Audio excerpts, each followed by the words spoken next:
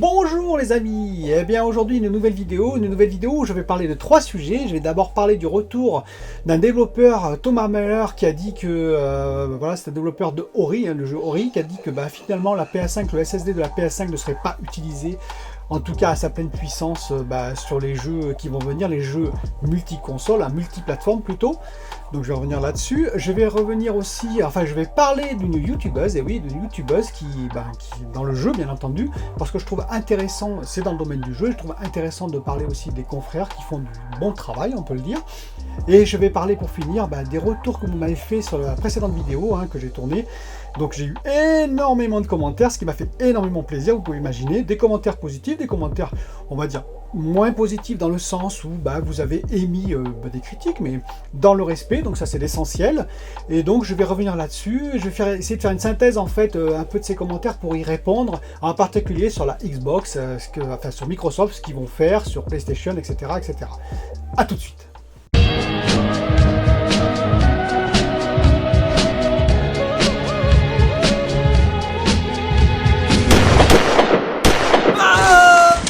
Alors pour commencer, je voudrais souhaiter la bienvenue à tous les nouveaux abonnés sur ma chaîne. Ça m'a fait extrêmement plaisir de voir de nombreux abonnés arriver sur la chaîne, ça fait toujours plaisir, ça pousse la chaîne. Et je voudrais remercier les anciens, tous ceux qui m'ont suivi depuis le début et puis un peu plus tard, parce que c'est grâce à vous que la chaîne gagne de la visibilité sur YouTube, on le sait très très bien. Et donc c'est grâce à ça que petit à petit la chaîne grandit. Bon, alors pour commencer, on va parler de Thomas Mahler, Thomas Mahler, donc développeur d'Ori, qui a dit dans une interview, non, il ne faut pas rêver, le SSD de la PS5 ne sera pas utilisé, pas en tout cas à pleine capacité, voire même pas du tout sur les jeux multiplateformes, c'est-à-dire les jeux qui seront sur Xbox, Series X, mais surtout sur PC. Bon, je dirais c'est la palisse, oui, bien sûr, ça c'est vrai. Ce qui veut dire par là, c'est que grosso modo, les développeurs de jeux multi-plateformes, donc ça veut dire pas les développeurs d'exclus, pas les développeurs qui appartiennent à PlayStation ou à Xbox, à Microsoft, vont développer au minimum de, on va dire, de la puissance de chaque machine, c'est-à-dire ils vont prendre le minimum, le dénominateur commun minimum de toutes les plateformes sur lesquelles ils vont développer pour développer leur jeu. Pourquoi? Parce que un jeu ça coûte cher, vous le savez très bien, en temps de développement, et donc chaque heure, chaque jour, chaque semaine gagnée, c'est de l'argent gagné finalement. Et donc ce qu'ils vont faire, ils vont prendre, par exemple, si on prend actuellement un jeu, ils vont le développer avec un disque dur. Et oui, ils vont prendre en compte un disque dur PC, parce que sur les PC, pour l'instant, il y a encore une majorité de disques durs, il y a pas mal de SSD, mais il y a une majorité de disques durs, ils sont obligés de prendre ça en compte. Et donc ça veut dire qu'ils ne vont pas prendre en compte la spécificité de la PS5, mais aussi de la Xbox Series X, faut quand même pas non plus exagérer, la Xbox Series X a un très bon SSD pour, vous savez, ce passage de scène en scène ultra rapide qu'on a vu par exemple dans Unreal Engine 5 ou dans les dernières démos sur la PS5, la conférence de la PS5. Voilà, donc ils vont devoir adapter en fonction du minimum, du vecteur commun minimum. Ça c'est vrai. Bon, alors ensuite, je vous dirais, c'est la palisse, mais ceci dit, je voudrais dire deux choses là-dessus quand même. Premièrement, les exclus, elles, sont là, c'est-à-dire les studios qui développent des exclus sont là justement pour pousser au maximum la machine. On l'a vu avec les dernières exclus et sur Xbox One et sur PlayStation 4, par exemple God of War que je ne cesse de citer, c'est un bel exemple puisqu'il est arrivé en fin de vie entre guillemets de la PS4. On a vu ce qu'il avait poussé, il avait poussé la PS4 au maximum de ses retranchements et on a vu quand même que c'était un jeu magnifique. Donc c'est possible et ça arrivera bien entendu sur la PS5 et sur la Xbox Series X où chacune des machines, les développeurs vont aller jusqu'au fond des entrailles pour en extraire le meilleur. Et je suis sûr qu'on aura des jeux magnifiques sur les deux machines. Ça c'est le premier point. Deuxième point, moi le PC Gamer, je reste persuadé, j'ai dit un an et demi, on m'a rectifié, mais je reste persuadé qu'allez, dans 2-3 ans maximum, la majorité des PC gamers seront en SSD. Oui, même à 800 €, 700 €, vous aurez un PC avec un SSD. Et même les PC bureautiques, je dirais presque. C'est-à-dire que le SSD va devenir le standard à la place du disque dur. Et donc, bien entendu, dans 3 ans, les développeurs vont commencer à abandonner le disque dur. Ils vont dire à un moment donné, ça suffit, on va développer que avec l'idée du SSD, c'est-à-dire un transfert beaucoup plus rapide, donc des chargements beaucoup plus courts qu'aujourd'hui. D'autant plus que Stadia, vous savez, le cloud de Google, tout comme GeForce Now, le cloud de Nvidia, eux, ils ont des SSD sur leur serveur, faut pas rêver. Donc ça veut dire que l'ensemble du parc va petit à petit être sur SSD dans 2-3 ans, et donc on aura sur l'ensemble des jeux la possibilité d'avoir des scènes comme on a vu sur le Unreal Engine 5 sur la PS5. Voilà, le Xbox Series X arrivera beaucoup plus rapidement avec les exclus, je vous le dis, et donc dans 3 ans, ce sera quand même beaucoup plus uniformisé le SSD. Mais pour l'heure actuelle, oui, donc Thomas Mahler, il a raison, oui, on va dire les jeux développés sur multiplateformes sont tirés vers le bas par toutes les machines sur lesquelles ils doivent développer. Pour continuer, je vais parler d'une youtubeuse, parce que sur cette chaîne, vous verrez, je parle de tout, hein, je parle de jeux, je parle de, on va dire, de technique, je parle de consoles, bien sûr, de PC aussi, de PC gamer, de cartes graphiques, un peu de tout. Je parle aussi de problèmes qu'on peut avoir dans le jeu, dans le domaine, enfin dans le milieu du jeu, hein, comme le crunch, par exemple, j'en ai parlé. Mais je parle aussi, parce que les youtubeurs et les youtubeuses, certains youtubeurs et certaines youtubeuses amènent beaucoup dans le jeu, hein, et donc celle dont je vais parler, moi je trouve qu'elle a une chaîne qui est assez formidable, qui est toute nouvelle, elle date de février, elle a déjà plus de 50 000 abonnés, ce qui prouve quand même sa qualité, voilà, ça il faut reconnaître, hein. Donc c'est JA Phototech Jeux Vidéo, et oui, vous en avez entendu parler, j'en suis sûr que la plupart d'entre vous d'ailleurs, vous êtes abonnés à sa chaîne, si ce n'est pas le cas, allez voir et abonnez-vous à sa chaîne, parce que vous verrez, elle est très précise, elle est très méticuleuse, elle fait vraiment un travail excellent, où elle va approfondir chaque technique, le SSD de la PS5, l'Unreal Engine 5, regardez sa vidéo, elle est excellente, ou alors plus récemment, elle a décortiqué le moteur de jeu de Horizon Zero Dawn, hein, qui s'appelle Decima. Donc Gia, c'est qui? C'est quelqu'un qui c'est une photographe professionnelle. Oui, elle a publié des photos dans les plus grands magazines internationaux, hein, entre parenthèses, alors que elle est autodidacte, il faut le savoir. Hein. Et elle a travaillé également dans le jeu, elle a publié dans Console Plus, elle a travaillé à Game One, elle a travaillé aussi à Game Zone. Donc vous voyez, elle a travaillé dans différents, soit magazines télé. Hein. Donc elle est active dans le jeu depuis très longtemps. Et là, elle a décidé de monter sa chaîne sur le jeu vidéo, un peu plus technique, on va dire. Donc je vous rappelle, hein, c'est JA Phototech Jeux Vidéo.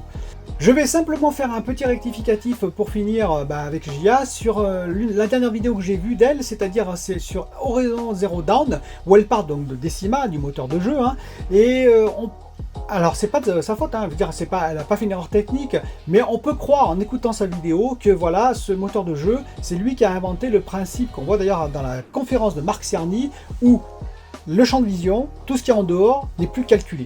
C'est-à-dire on ne calcule que ce qui est dans le champ de vision. Et que ce serait Decima, depuis quelques années sur Horizon Zero Dawn, qui aurait mis ça en place. Non, enfin, c'est pas ce qu'elle dit, hein, mais voilà, je tiens à le préciser. Ça fait longtemps que ça existe, ça s'appelle d'ailleurs le Ray Tracing, que vous connaissez très très bien. Le Ray Tracing, c'est quoi? Ça date de 1968, ça vient de Arthur Appel, ouais, qui travaillait à IBM, alors c'est lui qui a initié la chose, hein, où grosso modo, on calcule les sources lumineuses de la caméra vers la source lumineuse. C'est-à-dire toute la lumière est calculée de la caméra vers la source lumineuse, et non l'inverse. Et surtout, c'est dans le champ de vision, c'est-à-dire tout ce qui est en dehors, on l'élimine de façon à avoir beaucoup moins de calculs GPU ou CPU. Voilà. Donc c'est lui qui avait initié ça. Il y a quelqu'un, John Carmack, que vous connaissez peut-être pas, mais j'en parle aussi souvent, hein, qui est l'initiateur, avec d'autres, de ID Software qui a fait Doom en particulier, mais qui a fait avant Wolfenstein 3D par exemple. Et c'est lui, John Carmack, qui en 6 semaines, sur la base du ray tracing, du raycasting, excusez-moi, le raycasting c'est un peu la même chose, mais c'est sur les objets, c'est-à-dire on calcule toutes les surfaces, les objets, que ce qu'il y a dans la vision, tout le reste on l'élimine, ce qui fait on va dire un calcul beaucoup plus allégé, et c'est lui qui a mis ça au point pour que on puisse faire le premier moteur 3D, c'est lui qui a fait le premier moteur 3D sur un simple PC de bureau, un simple PC personnel, avec 4 mégaoctets de mémoire à l'époque, vous imaginez. Donc voilà. C'était deux petites précisions, mais en tout cas, écoutez sa chaîne, elle est vraiment superbe, je vous la conseille. Pour finir, je vais revenir sur les commentaires que j'ai eus sur la dernière vidéo. C'était super intéressant, il y a une vraie interactivité, c'est ça qui me plaît voilà, sur YouTube, c'est-à-dire qu'on a un échange, et j'apprends des choses, tout comme vous, j'espère que vous en apprenez quelques-unes. Voilà, comme ça, on a un échange dynamique. On peut ne pas être d'accord, mais ça, ce n'est pas grave, si ça reste dans le respect, c'était le cas pour la plupart des commentaires, sinon pour tous. Donc, ce que je voulais dire quand même, c'est qu'il y a 2-3 points intéressants. Donc, pour commencer, la PS5 dématérialisée, on m'a fait remarquer qu'on pouvait avoir du dématérialisé en dehors du PlayStation Store. Oui. Alors, j'ai un peu fouillé, c'est vrai, hein, c'est tout à fait vrai. Ceci dit, j'ai pas trouvé de super prix pour Cyberpunk, par exemple, 2077, ou même Last of Us 2. Donc, si vous avez des sites spécialisés qui sont moins chers, n'hésitez pas en lien en dessous, enfin dans le commentaire en dessous, de me donner les liens de façon à ce que j'aille voir. Parce que j'ai regardé, bon, j'ai pas vu de prix vraiment canon.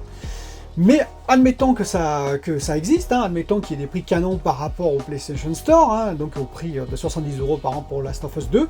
Oui, mais il y a un internaute hein, qui m'a fait remarquer à juste titre, et ça c'est assez intéressant parce que j'avais pensé, mais bon là je m'a fait oublier, hein, qu'il y a un autre avantage à acheter des boîtes, hein, des boîtes comme on dit, c'est que vous pouvez retourner en magasin, l'échanger, enfin vous faire rembourser une partie du jeu et surtout acheter de l'occasion. Et oui, l'occasion en boîte. Alors certes, vous allez me dire sur le PlayStation Store ou pareil en Xbox, vous pouvez avoir de l'occasion, bien entendu, hein, sauf que, enfin des jeux moins chers, sauf que vous n'aurez pas forcément le jeu que vous voulez. Vous voyez ce que je veux dire? Il y a des prix un peu plus bas sur certains jeux, mais ça disparaît, ça revient, c'est pas toujours le cas, c'est pas toujours le jeu que vous voulez. Vous allez, on va dire à Micromania, je cite ce magasin, mais il y en a d'autres, hein, vous aurez plein de jeux, on va dire d'occasion, vous pourrez vraiment trouver ce qui vous intéresse. Je pense que ce n'est pas très difficile et à des prix vraiment canons, et surtout vous pouvez vendre vos propres jeux. Ça c'est un intérêt que ce n'est pas possible avec le dématérialisé. Voilà, donc effectivement l'intérêt quand même, vous savez, du petit lecteur Blu-ray, il n'est pas négligeable, hein, il reste quand même pour moi important. Alors justement, il y a un autre internaute qui me dit non mais le Blu-ray c'est pas vrai, c'est pas 100 € de moins, que ça coûte pas 100 €, ça coûte beaucoup moins, ça coûte 40 € en usine. Oui, mais je répète, en usine 40 € sans doute, oui, 40-45 €, mais vous pouvez multiplier par deux le prix, hein, parce qu'après, il y a on va dire, toutes les prises de bénéfices du vendeur, du distributeur, les 20% de TVA et j'en passe, par rapport disons, au prix que paye le constructeur. Donc oui, c'est plutôt 90 €, 100 € un lecteur Blu-ray 4K vendu à vous. Voilà. Et vous regardez d'ailleurs sur Amazon, essayez d'acheter un lecteur Blu-ray à moins de 90 €, je vous aurais peut-être du mal. Donc moi je pense qu'effectivement, si, ils peuvent faire 100 € de moins sur la PS5 dématérialisée par rapport à la PS5 avec le Blu-ray. Sinon, ils ne le feraient pas. Hein. Si c'était pour gagner 40 €, c'est tout. Vous pensez bien que ça n'aurait pas beaucoup d'intérêt. Sinon, bien sûr, le petit truc pour, on va dire, pour que vous achetiez sur Play Store. Mais ceci dit, personne ne le ferait, quoi. Donc l'intérêt c'est que les gens voient une machine à 100 € de moins, ils se disent bah si, moi je vais prendre celle-là, elle coûte 100 € de moins, c'est la même puissance, il y a le même SSD, il y a le même GPU, CPU, je m'en fous du lecteur Blu-ray, moi j'achèterai sur le PlayStation Store et puis voilà. Ça c'est l'intérêt pour Sony. Pour parler aussi de la Xbox Series S, oui bien sûr, elle va arriver rapidement et je suis maintenant 100% convaincu qu'elle va sortir, qu'elle existait, ça j'avais déjà dit qu'elle existait, qu'elle était dans les cartons, c'était certain. Là où je m'interrogeais, c'est est-ce qu'elle allait sortir en novembre en même temps que la Xbox Series X? Je pense maintenant que oui. Je pense que face à la révélation de PlayStation, Microsoft va réagir et ils vont sortir leur S, on va dire, en novembre. C'est mon avis, hein. Vous pourrez me dire ce que vous en pensez en commentaire, mais je pense qu'ils vont contre-attaquer comme ça, c'est-à-dire ils vont proposer une S pour pas que la X soit encadrée par deux PlayStation. Voilà, en l'occurrence, c'est le cas de le dire, et pour contre-attaquer par rapport à la dématérialisée. Donc, pour moi, la S sera dématérialisée aussi, elle n'aura pas de lecteur Blu-ray, parce que je vous dis, c'est peut-être 90 ou 100 € de moins au final sur le prix, et ça compte. D'autant plus qu'il y a une autre rumeur qui dit que la Xbox Series S serait à 299 €. Vous avez entendu parler de cette rumeur. J'ai dit que je n'y croyais pas trop. S'ils veulent faire ça, il faut que ce soit dématérialisé déjà, hein, sans lecteur Blu-ray, et en plus que le CPU et GPU soient quand même plus bas, vraiment plus bas que ce que propose la Xbox Series X. Voilà. Alors, est-ce qu'ils vont le faire? Est-ce qu'ils vont réussir? Bien entendu, j'en parlerai après, Microsoft a une puissance, on va dire, de frappe plus importante que Sony, en termes d'argent, hein, en termes, on va dire, de réduction, de perte d'argent, mais tout de même, ça pourrait faire très mal, parce que 299 €, c'est vraiment pas cher. Ça peut être une machine, alors, ou sinon, qui a 7-8 teraflops de puissance, c'est-à-dire en dessous de la PS5, vous voyez, sans lecteur Blu-ray, peut-être qu'ils arriveront à faire du 299 €, effectivement, c'est possible. On va voir, on va très vite le voir. Hein. Je pense que Microsoft, ils vont pas rester comme ça tranquilles. Ils préparent quelque chose aussi. Hein. Les deux constructeurs nous préparent des choses. Voilà. Moi, je pense qu'effectivement, Sony, je les sens, comment vous dire, c'est bon, c'est purement spéculatif. Hein, voilà. Je peux me tromper. De toute façon, je n'ai pas la vérité absolue, je l'ai toujours dit. Mais je pense qu'ils vont sortir à 499 € la PS4.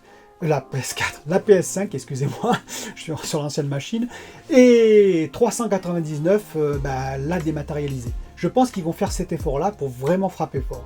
Je peux me tromper, parce que effectivement Sony c'est 20 à 25% la part de, on va dire, de marché du jeu dans Sony, alors que Microsoft c'est juste entre 9 et 10%. Donc Microsoft, en plus ils ont plus d'argent de capitalisation, ils peuvent vraiment baisser leur prix. Sony, ils auront du mal. Mais je pense qu'ils peuvent faire l'effort, ils peuvent nous faire la surprise. Vous savez, à chaque fois, ils ont fait des surprises, hein, avec la PS4 et l'Xbox One. À chaque fois, ils ont fait des trucs. Donc là, je pense qu'ils vont encore nous se réserver une petite surprise sur le prix. Je peux me tromper. Mais, parce qu'il y en a qui vont dire, ouais, encore un Pro PlayStation. J'ai vu Guignol Pro PlayStation, ça m'a fait beaucoup sourire. J'ai une certaine, on va dire, affiliation avec PlayStation, je vais pas du tout me le cacher, hein. J'ai la 1, la 2, la 3, la 4, comme j'ai déjà expliqué, hein. Donc effectivement, si j'ai ça, c'est pas pour rien. Mais j'essaye d'être objectif sur cette chaîne, j'insiste, hein. On peut ne pas me croire en voyant ce que je dis, mais si vous regardez toutes mes vidéos, bah, Microsoft, je les ai pas descendus du tout. Au contraire, la Xbox Series X, c'est une très bonne machine, j'ai toujours dit.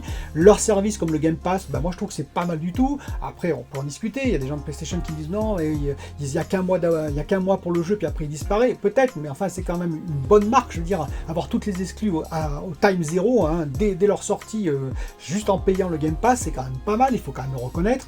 Je trouve que évidemment Phil Spencer et sa stratégie de racheter des studios, bah, c'est une stratégie intelligente, hein. Il fallait qu'il le fasse, il l'a fait.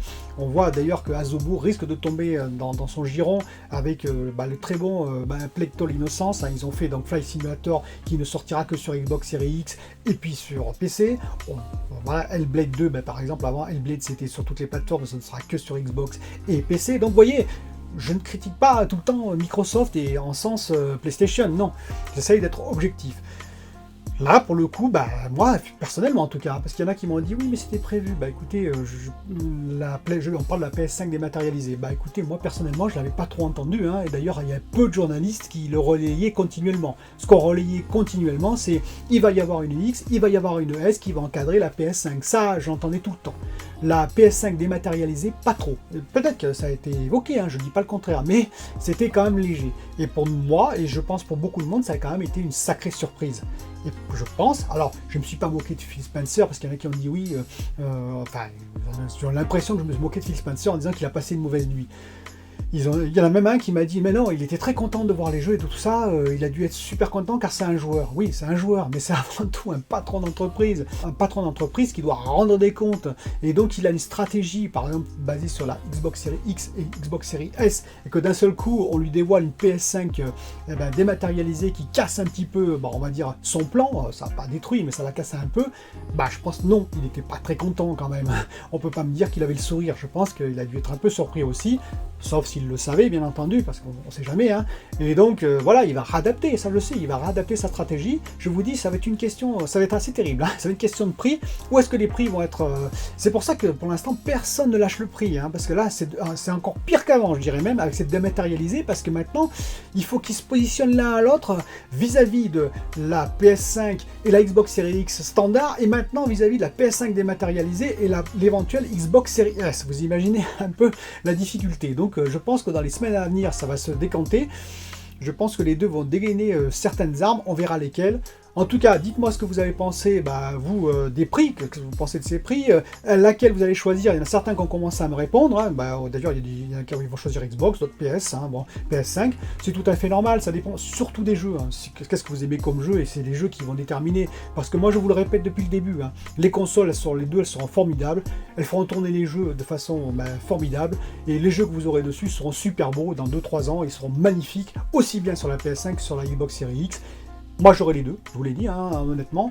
La première que je choisirai, normalement c'est la PS5, mais c'est même pas sûr, vous voyez. Alors pourtant que je suis plus, on va dire, fanboy de PlayStation que de Xbox, c'est pas sûr, parce que il suffit qu'il n'y ait pas on va dire, d'exclus PS5 à la sortie. Alors il y a peut-être Horizon Zero Dawn 2, hein, on l'a vu, mais il suffit qu'il y ait une sorte que 2-3 ans après, pour une raison X ou Y, qu'il n'y ait pas d'autres exclus vraiment intéressantes, que sur Xbox Series X il y ait des exclus, et vous savez, moi ça peut switcher, surtout si le prix par exemple de la PS5 est plutôt à 549 voire 599 €.